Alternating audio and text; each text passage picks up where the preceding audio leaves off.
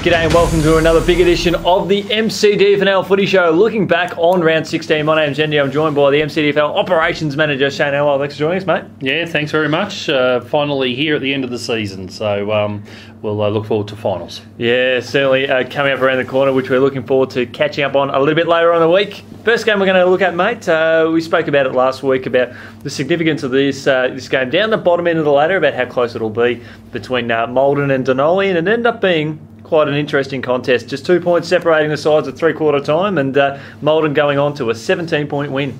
Yeah, look, it wasn't a game full of highlights, but 17 points being the margin, I think probably is a good reflection of where those two clubs are at this year. Finishing, unfortunately, down the bottom of the ladder, but someone's got to be down there. Dunolly done well this year from where they were at the start of the year, and credit to them. They've had a hard-working committee there, and all the players have been committed and been on board. So, look, it was while it's not a win, it was a close game, and it's credit to Dunolly for the year that they've had. I think both teams could take a lot of positives out of it, because when we talk about Dunolly, there was a lot of trouble, a lot of concern just getting a senior team on the track, and then it had the big success of being able to do that. So anything on top of that is a bonus, and it had a great win against Maldon earlier on in the year where Daniel Kerr played, and that was obviously a big positive for the competition and a massive positive for the club to get more people around there. Yeah, that's right. Yeah, look, both clubs will be looking to build on for next year. I know they've already started some planning for it, of course, and they'll be looking for a better 2018. Definitely right there, and Maldon finishing the season very strongly as well. The last few weeks have been very, very good.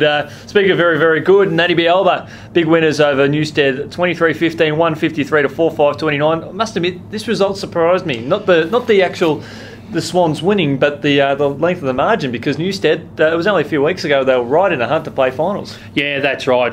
Probably a bit deflating, that result for them, not where they thought they'd be, and missing out on finals by percentage there in ninth place. Percentage and points, but just one game out. They were in with a chance with 4 or 5 weeks to go to play finals, and just didn't have the results go their way, unfortunately. But I don't think anyone would have picked that result from the weekend, and Natte Bealiba, another strong statement leading into finals. Definitely, especially with their 10-goal-to-1 second half there, and Emmett Smith, sensational. He kicked 6 goals. Another game that I think a bit of history involved in this one. It was of Navarre, 24-16, 160 to Avoca, yet to score, no score whatsoever. And I guess we look at history, Avoca, probably one of their worst performances in the history of their club. Yes, I've seen a note there, 145 years, it's their lowest scoring. And look, there's probably not anything to add about that. Avoca were quite flat Saturday night. They had a bus trip home Saturday night, and commiserated all the way, as well they should. Navarre, we spoke about Natte Bealiba making a statement going into finals. Navarre certainly did that in spades, and they're on top of the ladder for a reason, and I think that goes to show from the weekend. Yeah, I think we sort of expect that result from Navarre, but against Avoca, who in the last few weeks haven't been too bad. So the reality is, but as you say, they had a long bus trip home, so it's one thing to go down by a big margin, but to not score and have to commiserate on that long trip back.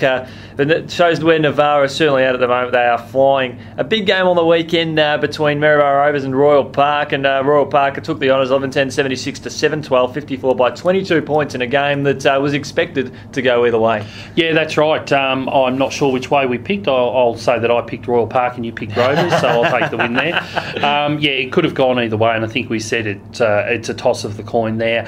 It's interesting. It was a close game, and those two clubs will back up this week in the first week of the finals. So Rovers will be looking to exact some revenge there, and Royal Park will look to keep the winning form going. Definitely right there, mate. Sensational effort by the Tigers. There's one Tiger outfit that didn't quite have the performance they were after. That was Lexton. They went down to Harcourt 18-18, 126 to 4-3-27. The Lions roared away with 8 goals to 2 in the second half, but probably most importantly for them to finish strongly, they were able to hold their opposition scoreless in the final term. Yeah, and again, all the top clubs are really putting their foot down for the last week.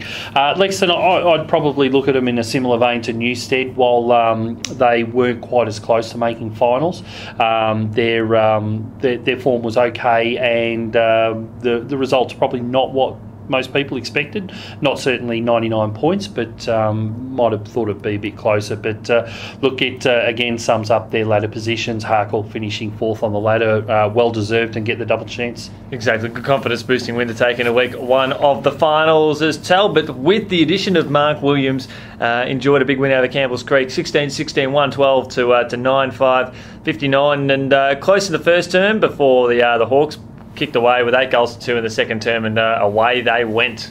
Look, good game from Campbells Creek. They played well. They haven't had much luck this year, obviously, and we'll finish down the bottom there.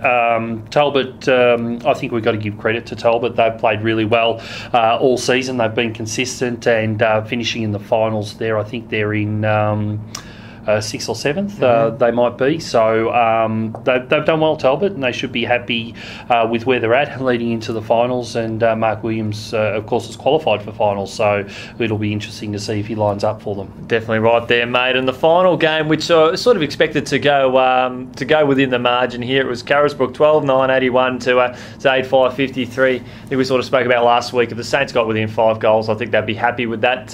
And they almost did better than that, because they only kicked 1 point in the final term. They were only 3 goals down at 3/4 time. So the Saints put on a spirited effort against the Carisbrook side that has been in great form as of late. Yeah, exactly right. It was probably a bit of a confidence boost to Trentham. I think Carisbrook did what they had to do on the weekend. They were going to finish in second position, which they have done, come away with the win, no injuries and no major issues. So they've tidied up the home and away season, now ready for finals. Absolutely, mate. And looking across those 8 games, I don't think we saw any surprises at all, which particularly with the margins, I think they were a bit one-sided affair across most games. But I think all the, as you said before, all the right teams are in the right form at the moment, and that's going to shape up to a bumper final series. And before we wrap up the show, we've had some great performances in recent weeks with some juniors stepping up, and we had a superstar from Trentham on the weekend, Corey Pertzel, I think. Yeah, that's right. Yep, kicked his 100th goal in the under 14 and a halves. Let it go, baby! Woo! That's you, mate. The previous week for Carisbrook in the 17 and a halves, we had Tim Rinaldi kick his 100th goal. So it's great to see these young kids in good form at their respective teams. Yeah, no, they're great effort by both those boys. They played interleague for the Maryborough Castlemaine League, I understand, which goes to show the quality of those 2 boys. And well done to them, well coached at their clubs as well. Definitely right there, mate. Well, we've certainly got a bumper week coming up